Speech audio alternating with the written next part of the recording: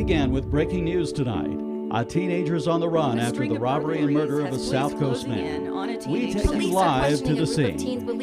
Authorities say the teenager was home. Residents have complained about the teenagers before. Rampant teenage drug use has authorities It's scratching believed their that the heads. alcohol was a key player in the death of a young teenager. The suspect in the case is a teenage male. He's 18 years old and believed to be armed and dangerous.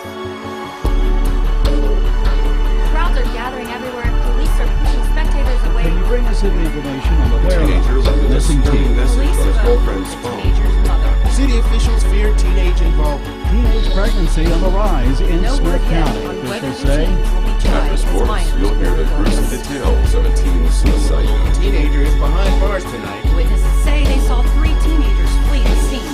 The teen was a loner who stayed away from most social The events. teen was a ticking Was time a ticking bomb. time they say bomb. the teen was a ticking time bomb. According to a study done by the magazine Young People Now, 71% of press articles about young people have a negative tone. But has the media's portrayal of teenagers always been this way? Well, you know, the term teenager hadn't even been coined until the 1950s. Up until then, there was no socially established middle ground between childhood and adulthood. Youths, as they were known in those days, were simply expected to play silly games one day and, surprise, become mortgage-saddled working-class stiffs the next. That all changed in the late 1940s. As you remember, that was when World War II had ended, everybody's coming back, and they had this big group of new individuals growing up, and they had to call them something, and teenagers really fit well. During the post-war economic boom, industry began to take notice of this newly isolated group and their growing buying power.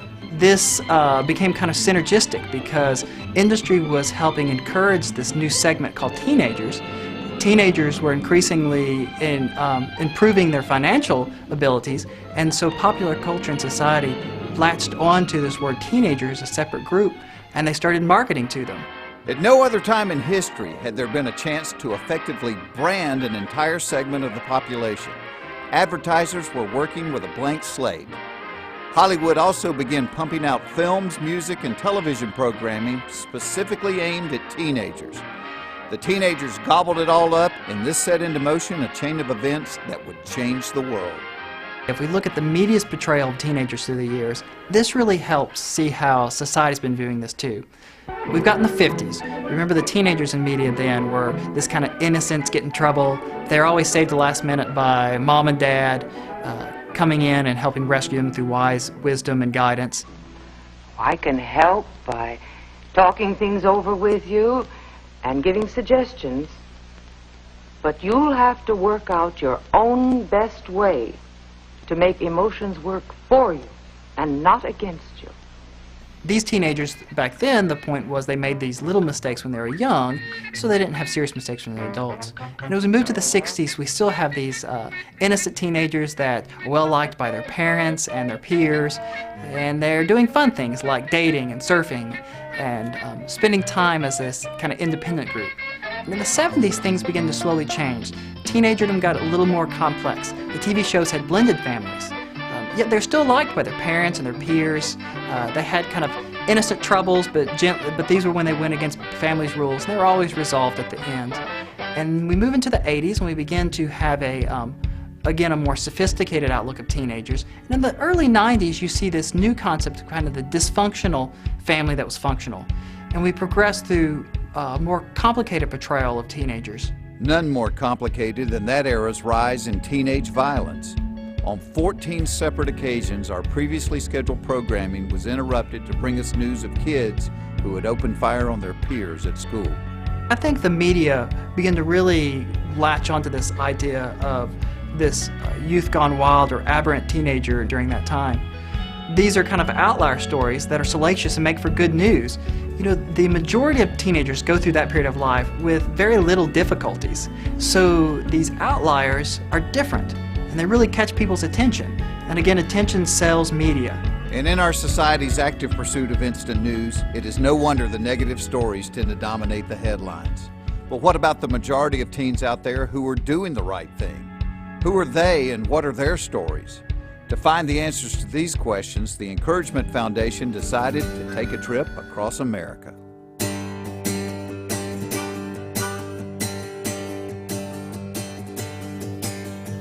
The Encouragement Foundation, an organization that challenges people to make encouraging others part of their daily lives, called upon 14 cities to nominate an outstanding teen in their community.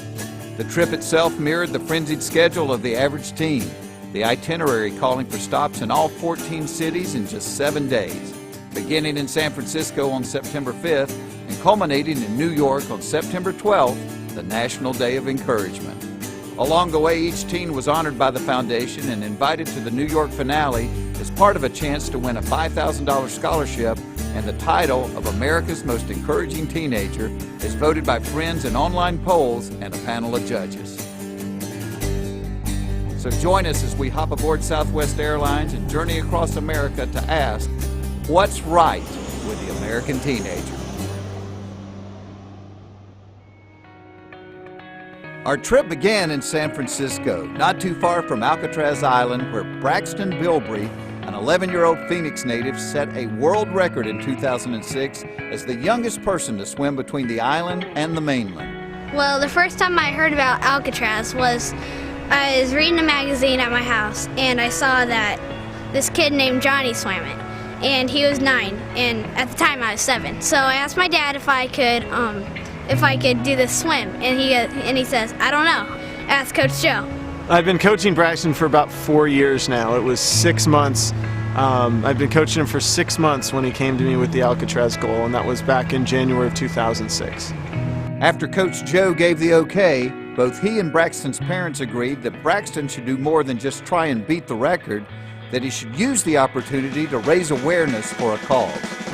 My parents told me about all the causes that I could do, and I'm like, how about drowning prevention? Because I don't like hearing about people drowning. Approximately 26 kids a year drown under age 5 in Arizona, and if we can just save one life, if we can just help spread awareness of water safety and continue to work with our drowning prevention programs, it'll be very much worth it. Along with an arduous training regimen, Braxton began raising awareness for the FAST Foundation, or Foundation for Aquatic Safety and Training, who would sponsor his swim. Before he knew it, the day had come to take the plunge. Well, when we were riding on the Zodiac, going to Alcatraz, I was a little nervous. It was cold and the tension was building, but when I jumped in the water, it was good. I just put my head down and started swimming. You just start swimming like you've never swum before. Got, like I said, the Golden Gate on your right, the Bay Bridge on your left. You're seeing Alcatraz behind you getting smaller as you're swimming toward the world-famous skyline of San Francisco. Okay, no doubt the beauty was on his mind, but let's get real. It had to be secondary to the sting of 50-degree water and the 1.5 miles between himself and the mainland. Regardless, Braxton completed the record swim in 47 minutes. 21 minutes faster than Johnny. Everybody talks about Braxton doing Alcatraz when he was 7, but the real story is what's come after that. In the last 3 years, we've taken groups of 50 kids a year, age 8 to 17, every year to do this Alcatraz swim. Kind of our theme is escape your limitations. Because if these kids, all of them, who've done Alcatraz at such a young age, you take that lesson and you say, if I can do this, what in life is going to be able to stop me? And for Braxton, well, he has not been impeded. Aside from having made the swim 10 times, he travels Arizona speaking to others his age about the importance of water safety and the will to overcome obstacles in your life. You have to have it in your head that you know you can do that. If you don't think that you can do it, then you're stuck. You probably won't be able to do it. Nobody can relate to a kid like a kid. And again, if we can just continue to spread this message of water safety, we're going to save lives. And the money they've raised so far to accomplish this? We've raised quite a bit. I think we've raised around $100,000. I definitely think that my generation realizes that they can do a lot of things to help make a difference. And when you give a kid or a teenager the opportunity to go out and make a difference, they can just blow you away. Meet 15-year-old Phoenix resident and basketball superfan, Austin Gutwein.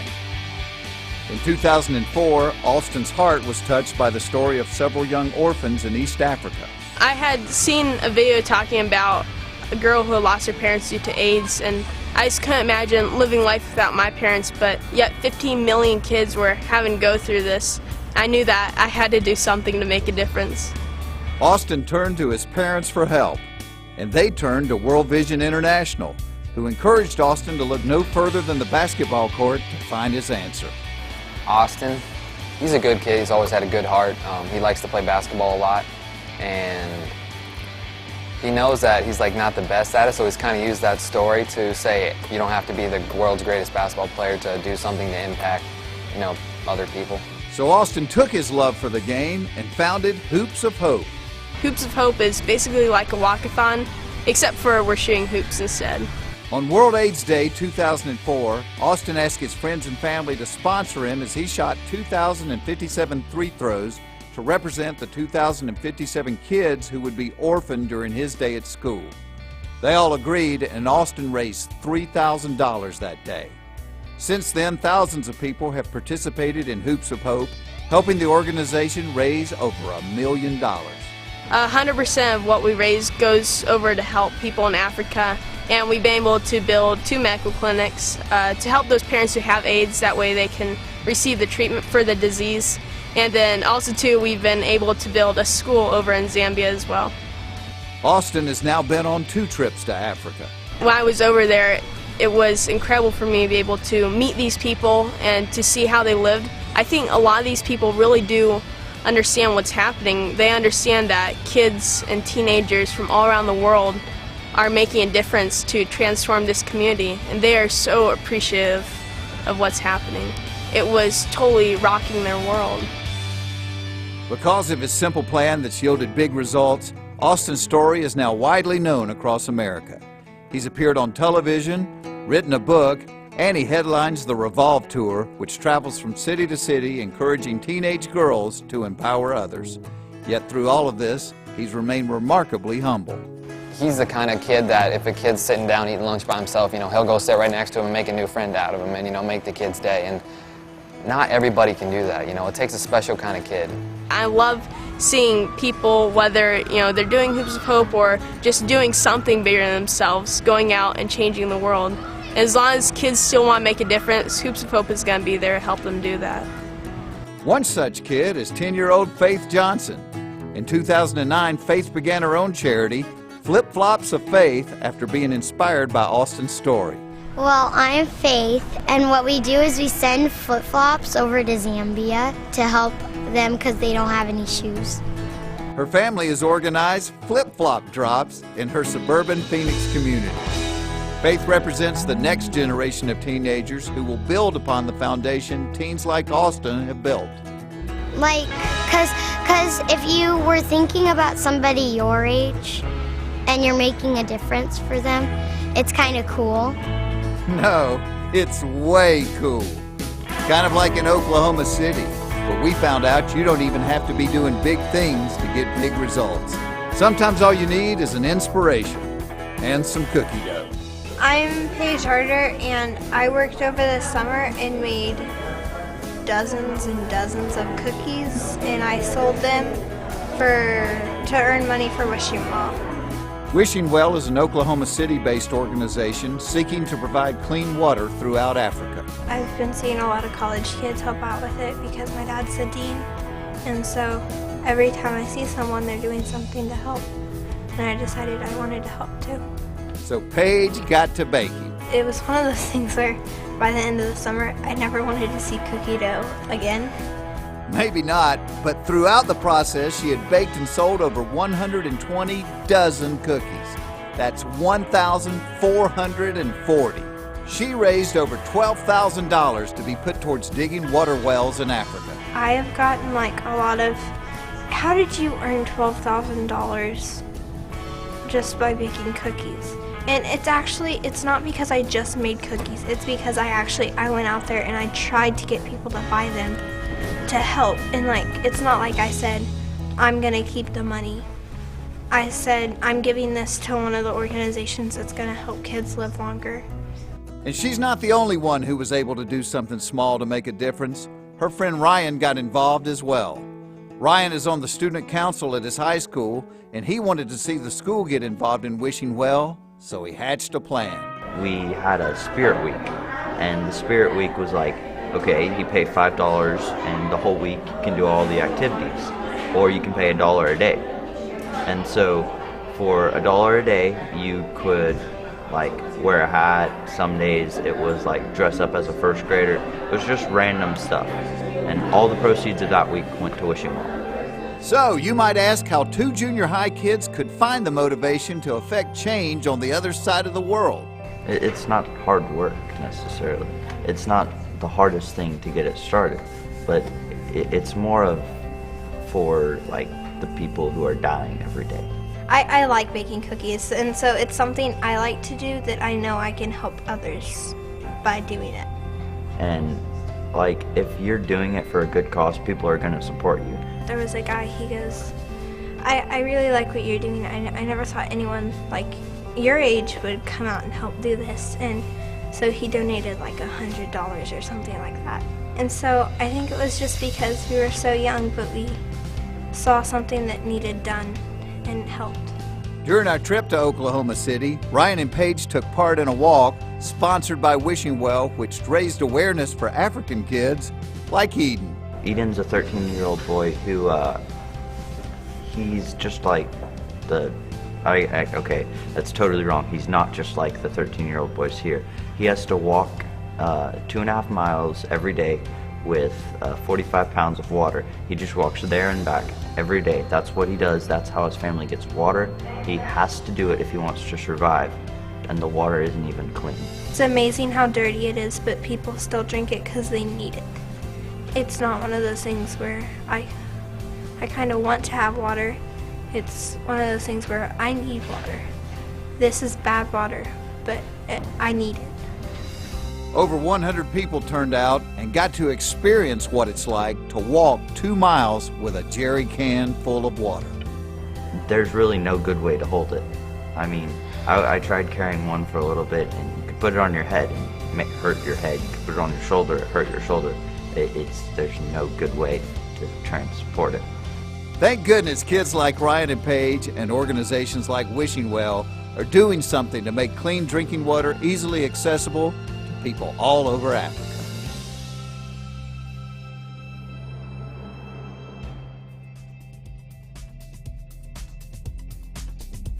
What can you invent to make life easier, the planet greener, and the world better?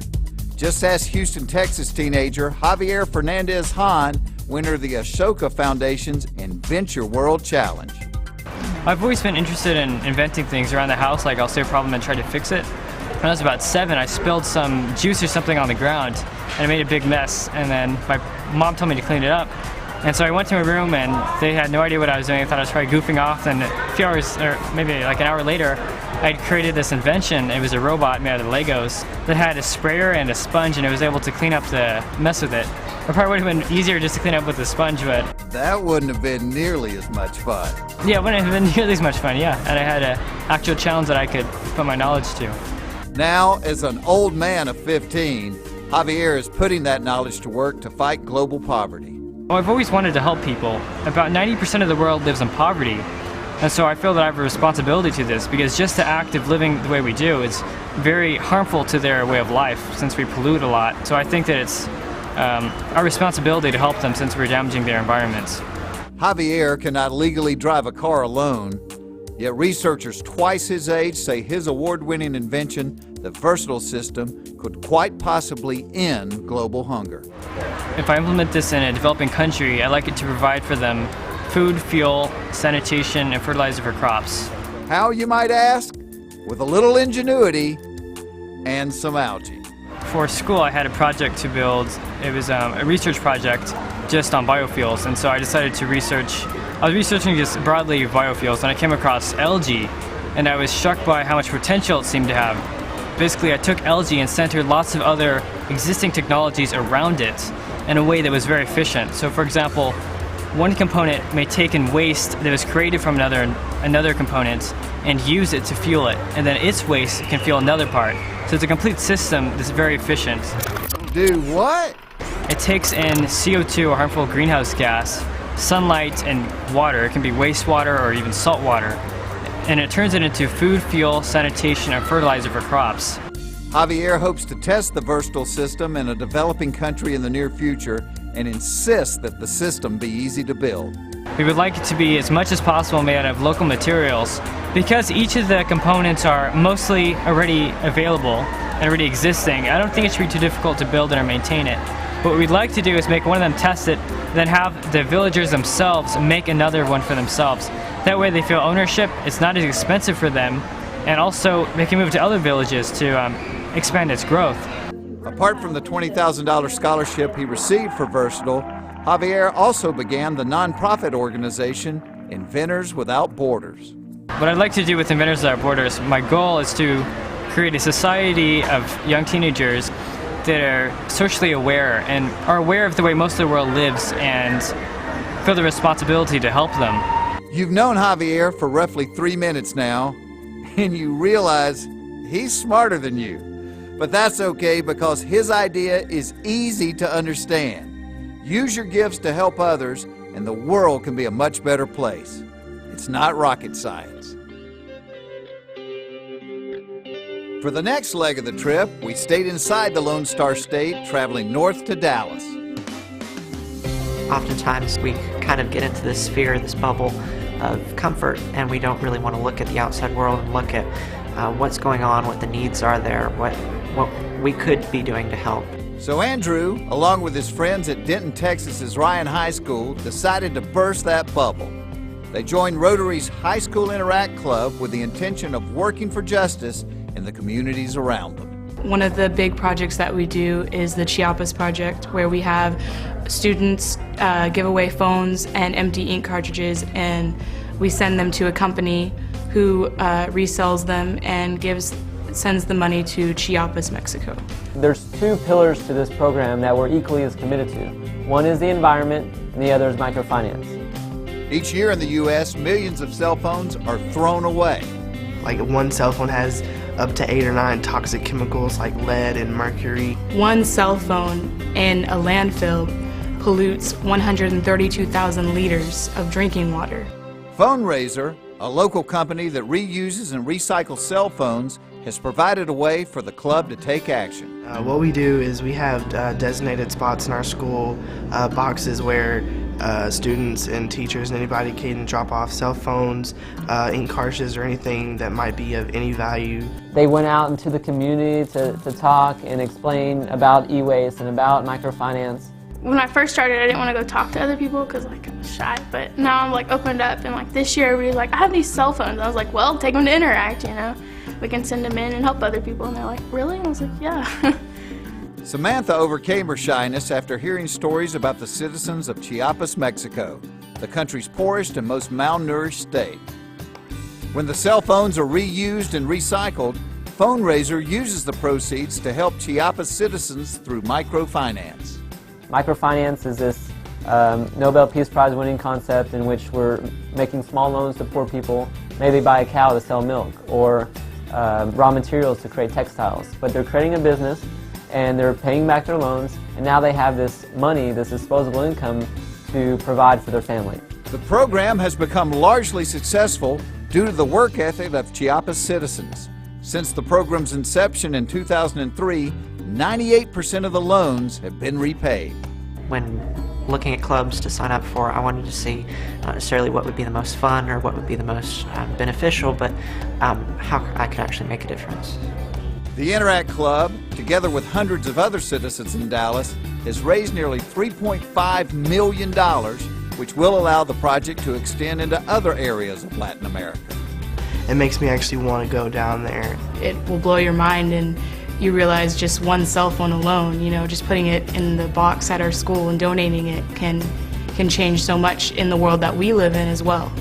A leader is one who knows the way, goes the way, and shows the way. These young people are so young and yet have accomplished so much in being a part of the global conversation and solving some of the major problems that we have produced for ourselves in this world. So congratulations. One of the great qualities about young people is their idealism and determination. Just because something doesn't exist doesn't mean it can't. That's what makes 17-year-old Little Rock resident Stephen Green so special. Stephen's already on the radar. I'd love to see him elected. He's committed, he's passionate, believes strongly in giving back to his community. Real intelligent young man, has a lot of ideas. He's been really into promoting change. And the amazing thing about Stephen, to show you what a great salesman he is, he hasn't even done his thing yet. We were lucky enough to catch up with Stephen during the final planning stages of an event he hopes will change Little Rock forever. It all started at Boys State, at Arkansas Boys State. I was a delegate to Boys State, and there was a speaker by the name of Stephen Dvorak who came and spoke about banging in the rock. In the early 90s, Little Rock was a war zone. Gang violence there was some of the worst in the nation. Steve Dvorak was the Pulaski County coroner during this time and was featured in the critically acclaimed HBO documentary, Gang War, Banging in Little Rock. And he said that the violence is starting back up. There have been at least 4 homicides that I know of in the past month or the past 2 months in Little Rock alone. Little Rock is a community of less than 200,000 people. And then when 4 teenagers die or 4 homicides are committed, that's something that shows that something's wrong in our community. And I believe that we have to take a stand, and we really have to say that, you know, we're taking our communities back. And so I went to his office the week after Boys State and said, how can I get involved? And this is where I am today. Where he is exactly is on the steering committee for the State Department of Youth Services Youth Summit on Violence. It's the first ever statewide youth summit from youth from all over the state of Arkansas coming together to promote their ideals and to tell the state what we want them to hear from the young people of the state of Arkansas. After meeting him, we were, I guess the staff were planning the youth summit, and after meeting him, we just turned it over to him. You know, basically they allowed me to do the work, allowed me to work the vision as I saw it. So Stephen got to work, organizing a youth rally against violence on the steps of the state capitol. Hundreds of teens and community leaders turned out to show their support and to hear testimonies from former gang members. However, it was Stephen's visionary speech entitled, "Enough is Enough," that really brought an energy to the crowd. I think it's pretty obvious that he is very passionate just about getting involved in the community, no matter what community he's in, and kind of breaking away from the stereotypical, angst-ridden teenager, trying to promote that we have the power to change what the future is, essentially. I want to see Little Rock change. I want to see Little Rock go months without having a homicide. I want to see Little Rock go months without teenagers going to jail. I want to see us not just become this utopia, but to become this safe place for the next generation, for our generation. This is obviously a passion for him, and the one thing that I do know about Stephen and what we've seen is that when he puts his mind to doing something, he'll find a way to get it done. While the road to peace is never easy, it is inspiring to see the vision that teens like Stephen have for the future well-being of their communities.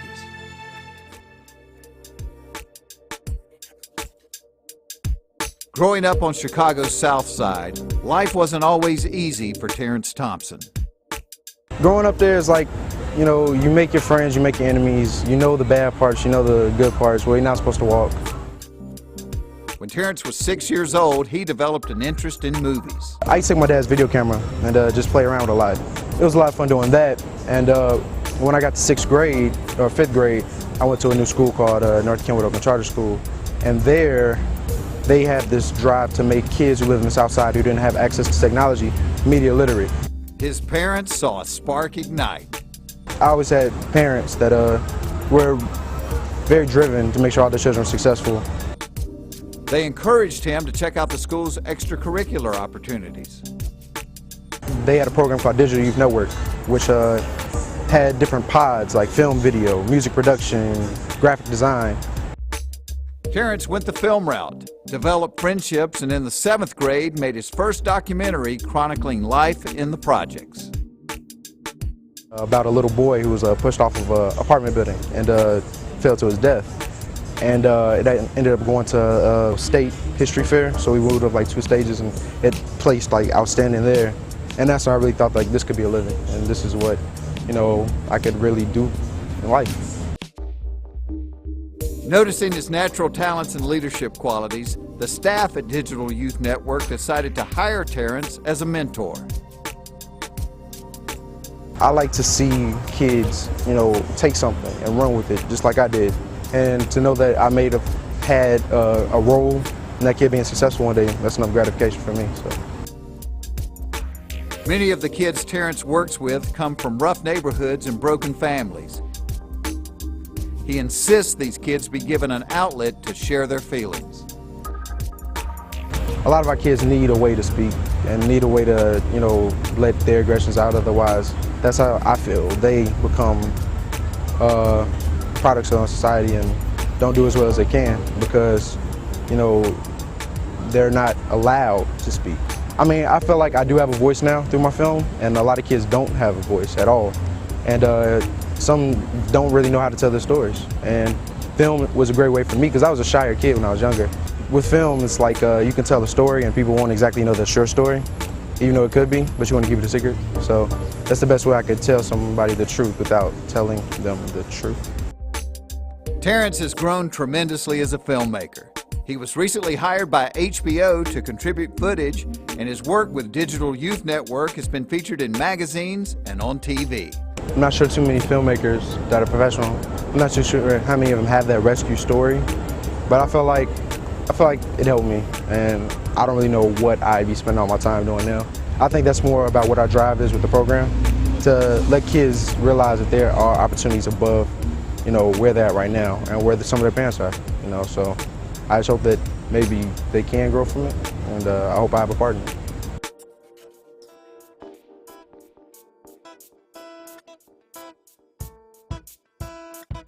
Midtown Detroit has long been perceived as dangerous and derelict. Its young people lacking dreams.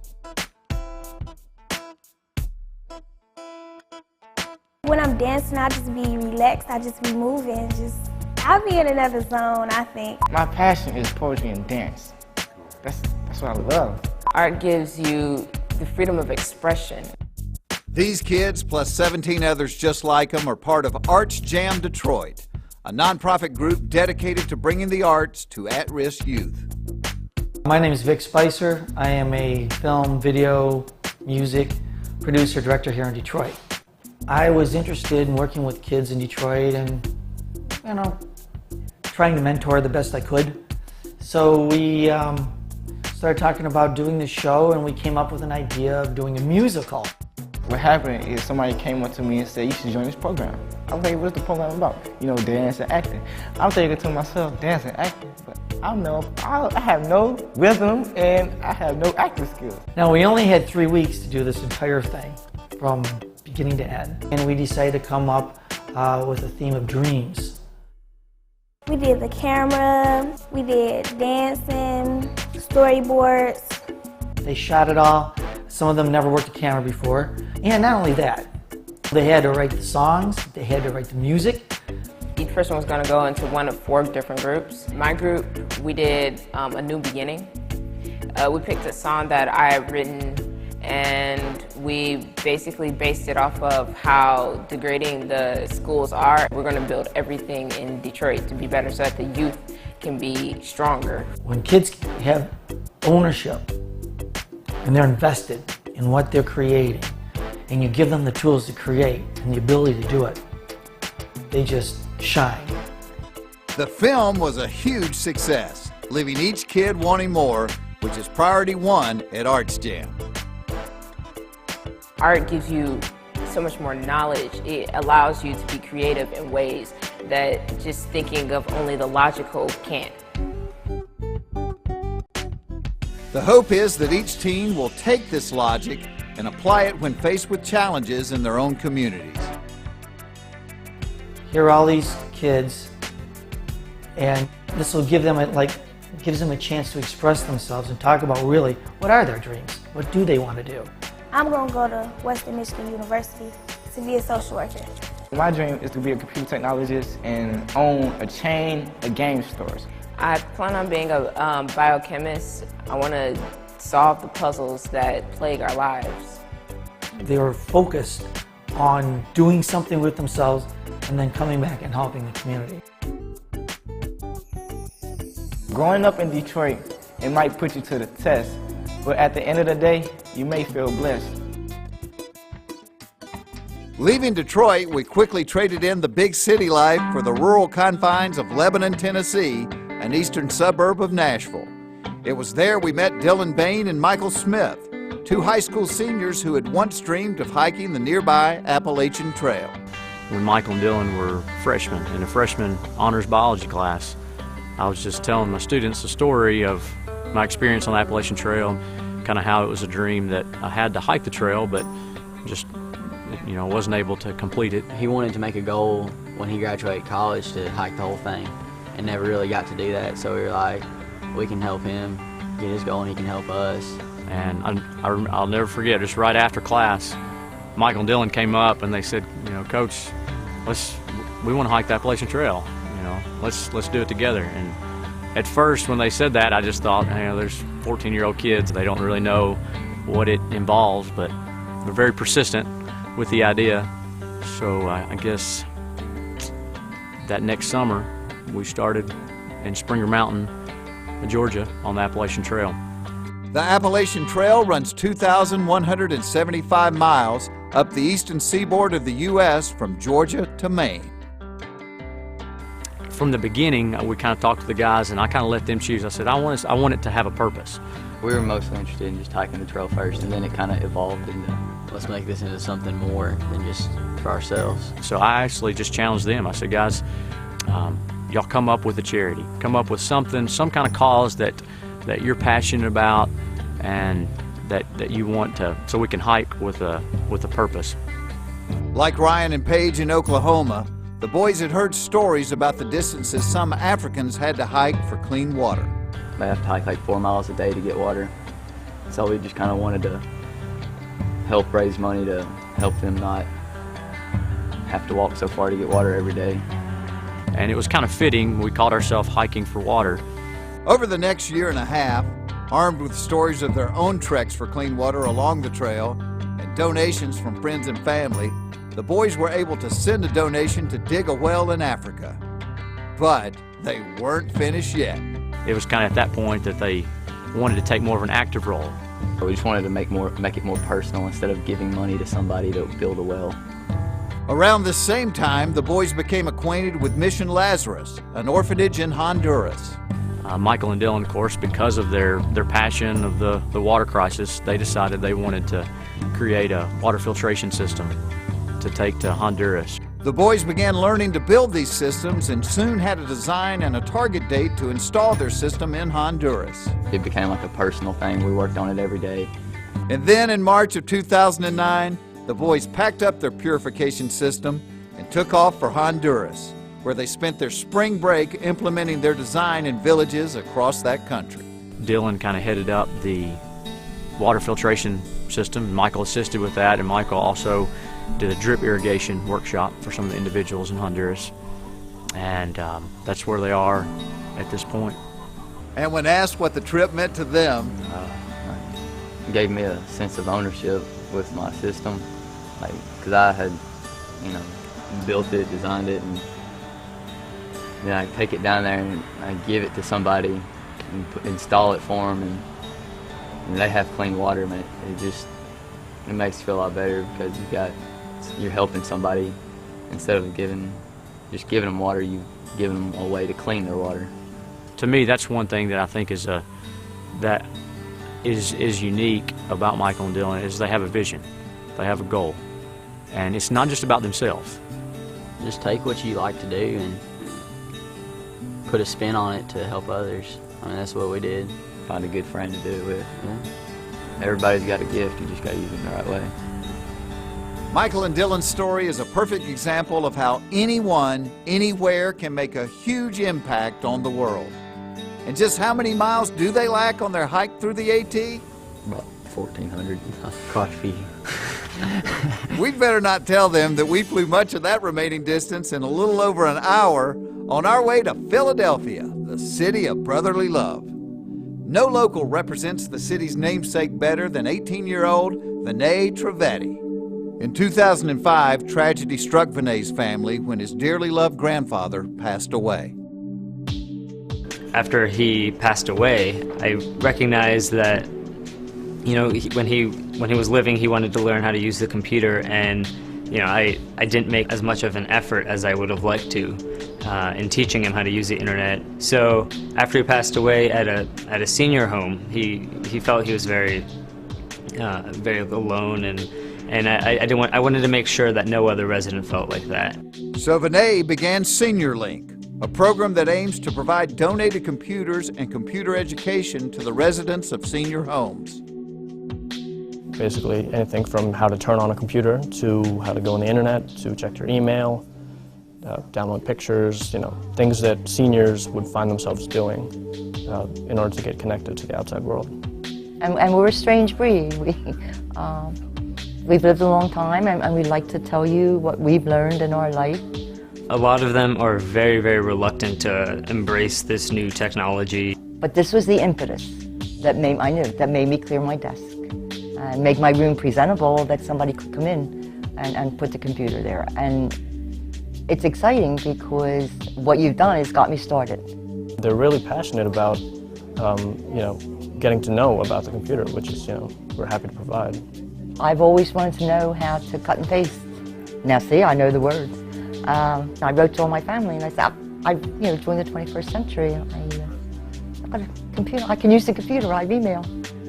All of a sudden you see their frustrated faces become, you know, really happy, and they're laughing and smiling, and it's great. It's a great transformation. Not only are their computer skills transformed, but their lives began to transform as well, an intended side effect of the program.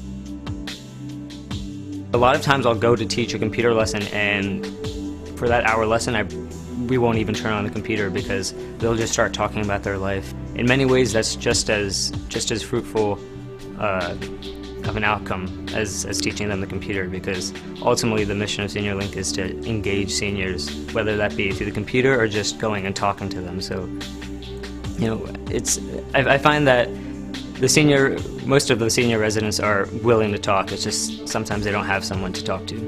Teens can tell us a lot too, and they make us remember when we were young.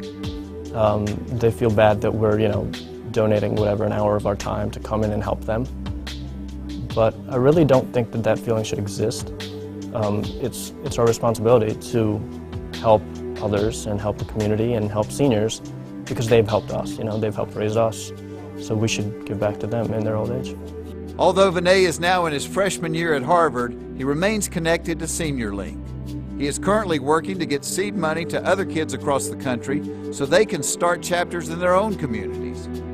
His grandfather would be proud to know that Vinay won the 2009 Congressional Gold Medal for his work with Senior Link. In Boston, we learned how easy it could be for American youth to find themselves caught up in the world of sex trafficking. Maybe it all starts from a fight they've had with their parents. They are mad and they just want to leave the house. And they'll take a train into the city, just kind of looking to get away for a little bit, not planning on running away forever. And they'll be approached by a pimp who will sense that they have a really low self-esteem right now, and he'll feed on their vulnerability. He'll invite her to come out again another night, and these pimps will stick with each victim for up to 6 months and just kind of build this relationship. And then the pimp might say, all right, I need a favor.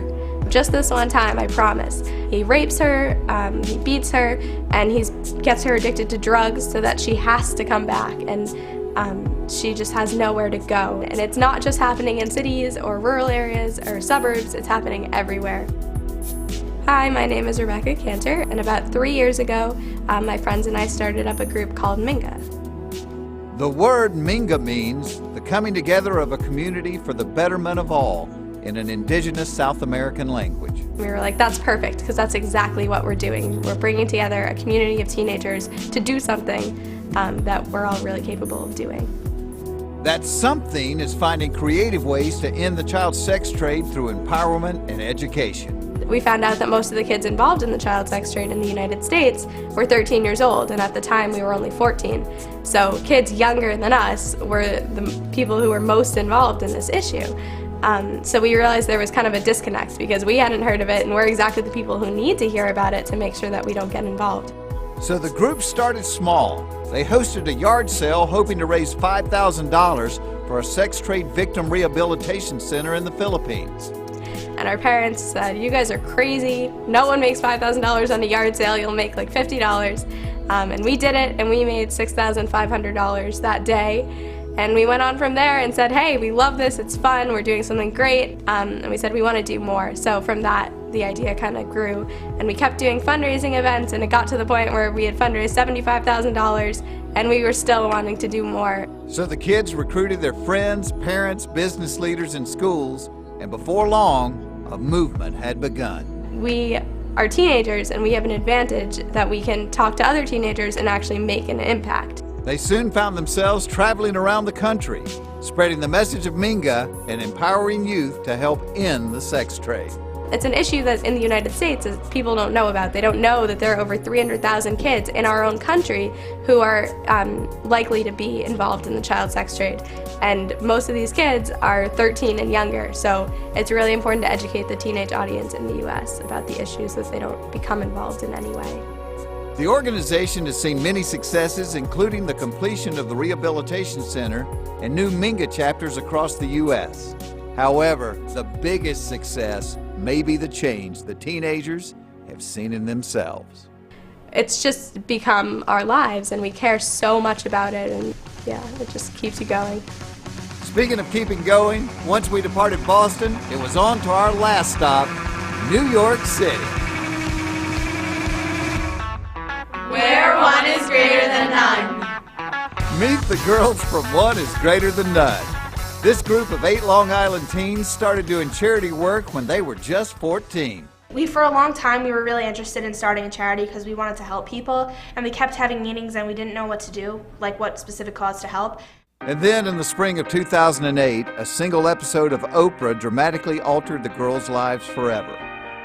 The show featured the story of Mark Quadwo, a 6-year-old boy who had been working for 2 years as a fisherman on remote Lake Volta in Ghana, West Africa. It was later discovered that thousands of children just like Mark fish this lake. They are sold for as little as $20 and made to work up to 14 hours a day. As soon as you see the video of all these kids like 6 years old working on the lake, you just are like, we have to do something. Like, there's kids working 14-hour days, and we're just like, we just got so attached. We're like, let's save these kids. So the girls began brainstorming ways in which they could apply their talents and resources towards saving a child's life. $4,300 we found out saves one kid and puts them into rehabilitation, provides them with food, shelter, and sponsors their family.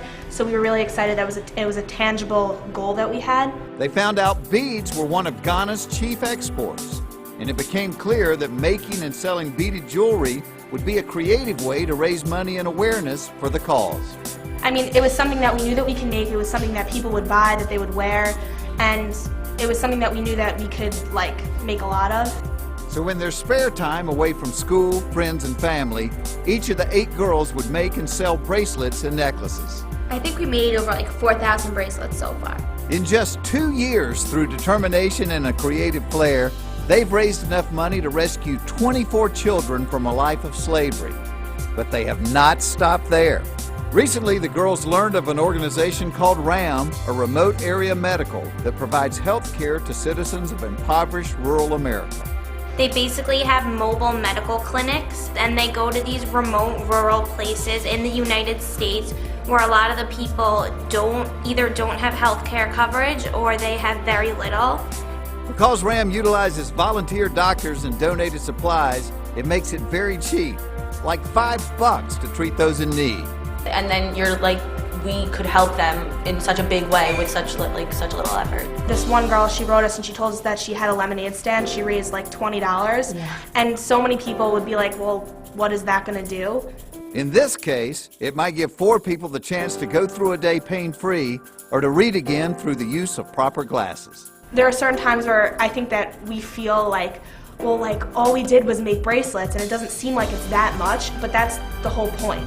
You don't have to go over the top to succeed and to do something amazing. That is like our main message. Like we do have our causes, but our main message is that no matter what age you are, no matter how limited the resources, you can do something. It doesn't matter what you do and how small it is, it will make a difference. And that's our main goal and message to get out to the world. After the frenetic pace of the previous 6 days, it was now time for the climax of the trip, the grand finale and awards ceremony in New York. Each of our finalists and one guest were flown in courtesy of Southwest Airlines and escorted to the Town Hall Theater in Times Square.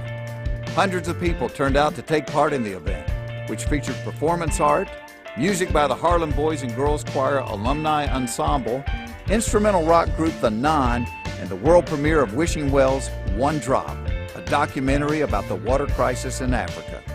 While everyone was enjoying the show, it was all tension backstage, as our panel of judges were deliberating over who would become America's most encouraging teenager. What's really refreshing to me as somebody who kind of spans several generations is as I looked at the different examples, these were all young people who went beyond the world needs to be changed to how can I do it. These stories, 7 Days Across America, stories of young people actually doing things, are the things that should be taught right now to other people. These are the case studies. Some of the stories here are just unbelievable. People specifically out there who actually wake up in the morning and say, okay, I've had enough. I'm going to make this change, even a small change. And that's why there's one group here, personally, I find to be fantastic because it has the capacity to be a movement. And that is the creation of a world where everyone is a change maker. I don't know about you guys, but I think that this whole 7 Days Across America is an inspiration. And it's just unfortunate that out of all the people that we have to choose, we can only pick one, because the inspiration and the movement for change is truly astounding. I'm just looking forward to seeing which one comes out as the top of this incredible group of young people. It has been my privilege this week to travel across our country to see what's right with teenagers. And what stands before you are prime examples of that.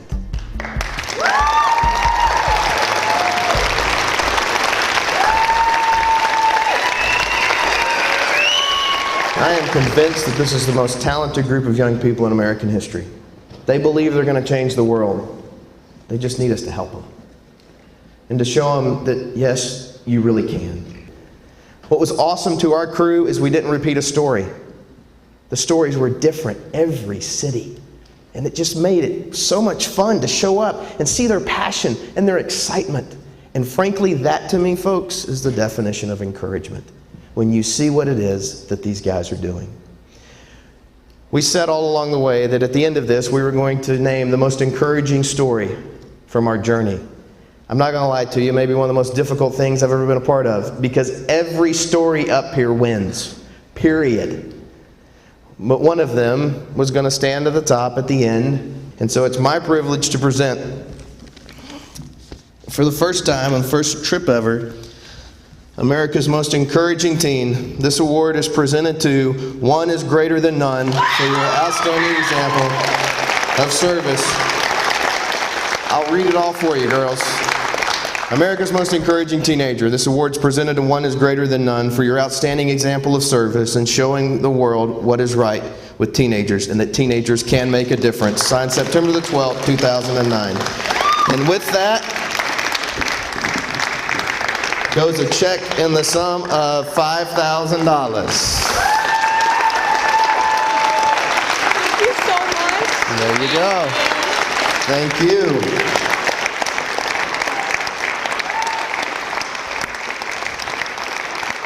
We have had an absolutely great trip, and we've met some absolutely phenomenal people. Most importantly, though, we hope out of tonight that it calls you to action. I said a while ago that encouragement's in the DNA of all of us. The ability to encourage and the need to be encouraged. Can encouragement make a difference? Yeah, it can change the world, and frankly, it can change history. So I challenge you tonight as you leave to find a way to encourage somebody before your head hits your pillow tonight. It might be somebody who lives in your house with you. It might be a friend. It might be somebody you need to get on Facebook and send them a note and just let them know they matter. But in some way today, practice encouragement. Because yes, it really does matter. And just like that, the trip was over. Our 9,000-mile journey across America brought us new friends, new stories, and a renewed sense of hope. However, there was still one question left to ask. What is right with the American teenager? I think the American teenager is right because every person, every teenager has the potential to do something amazing, whether they realize it now or not. It took something like my grandfather's death for me to realize I can do something now. Sometimes we just have to be the movement. I think that one of the things you see with this group of teenagers is quite unique from the earlier ones, is the instant understanding that there's a need that needs to be met and it can't wait. And so it's the sense of we need to do something right away.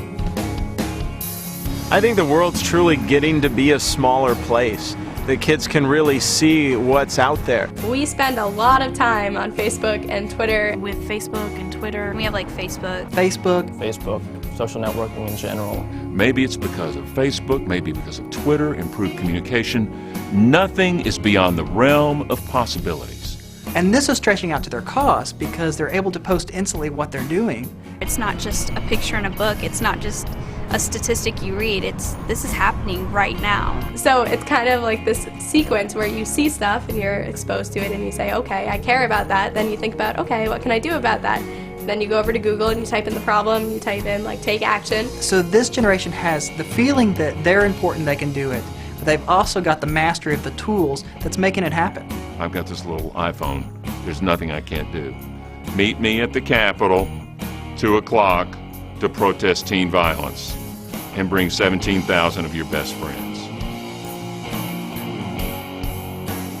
Charity and helping other people is becoming a responsibility for people as opposed to just like something that you do on a whim. Like it's something that you need to do, I think, for our generation. Like a lot of people see it as like something that has to be a part of your life. If somebody's gonna start as a teenager, that doesn't mean that they're gonna stop anytime soon. We can do a lot, because other ages we're getting old. We can still young. We can do a lot. They don't need to have people telling them they can't. They already know that they can. They just need people to help pave the way for them, to help inspire them, to help encourage them. Everyone needs an encouragement. Everyone needs someone that has their back, and to at least know that someone has their back. My family has definitely been the biggest supporters in everything that I do. Yeah, my parents are definitely a very big part of my life. My mom, she's really supportive, my sister as well. My friends are really supportive. Whether it comes from family or school or teachers, any support's great.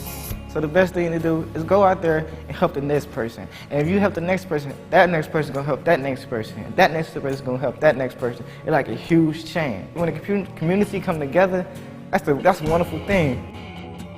I challenge anyone in America to go into a high school and not be energized by the possibilities. What's right with the American teenager? Everything's right with the American teenager.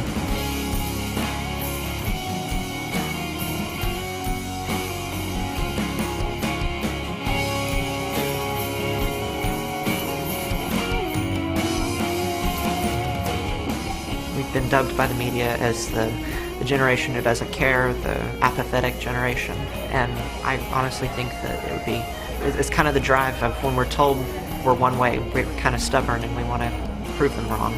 Like, I don't really know why we do some of these things, but it's a self-satisfaction sort of. I feel like subconsciously we're changing the status quo and becoming products of society that are better, and we're trying to rise above all the negative that we see and let people know that, you know, we're not to be messed with, and that we are gonna hopefully grow up to be strong individuals who can make a change in our society.